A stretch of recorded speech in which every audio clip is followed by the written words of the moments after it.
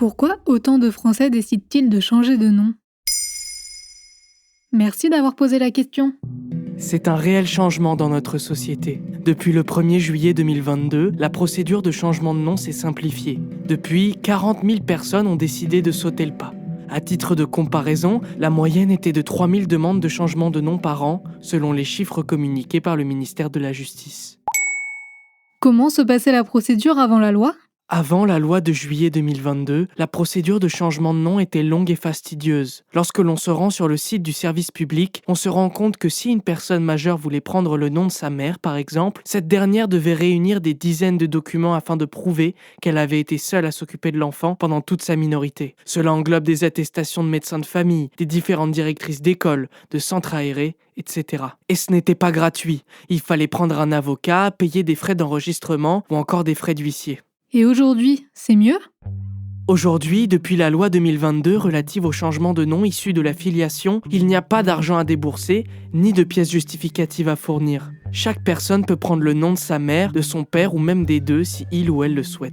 Il suffit de remplir un formulaire déclarant son choix, la mairie de son domicile ou celle de son lieu de naissance. Le département chargé du dossier laisse 1 mois pour bien réfléchir à sa décision.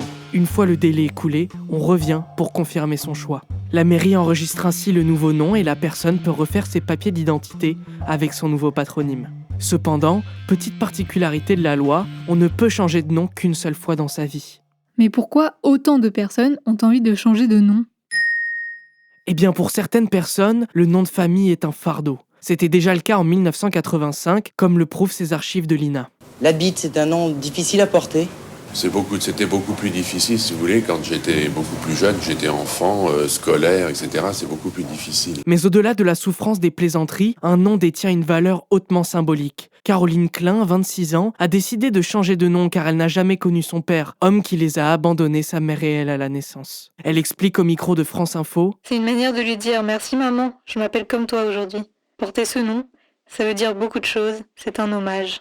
Et est-ce qu'on peut considérer ce phénomène comme une mode ? Pas vraiment. Selon une étude réalisée par l'IFOP en février 2022, 22% des Français sondés expriment leur volonté de changer de nom. C'est également le cas de la moitié des 18-24 ans interrogés. La directrice de l'association Porte Mon Nom, Marine Gatineau-Dupré, s'exprime dans une interview à Marie-Claire. J'ai découvert qu'il y avait un réel problème autour du nom de famille. Et les raisons des mal-être étaient multiples. Regret de ne pas porter le nom de sa mère, besoin de se connecter à ses origines, rendre un hommage ou encore ne plus subir de harcèlement.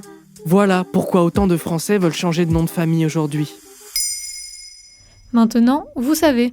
Un épisode écrit et réalisé par Samuel Limbroso. Ce podcast est disponible sur toutes les plateformes audio. Et si cet épisode vous a plu, n'hésitez pas à laisser des commentaires ou des étoiles sur vos applis de podcast préférés.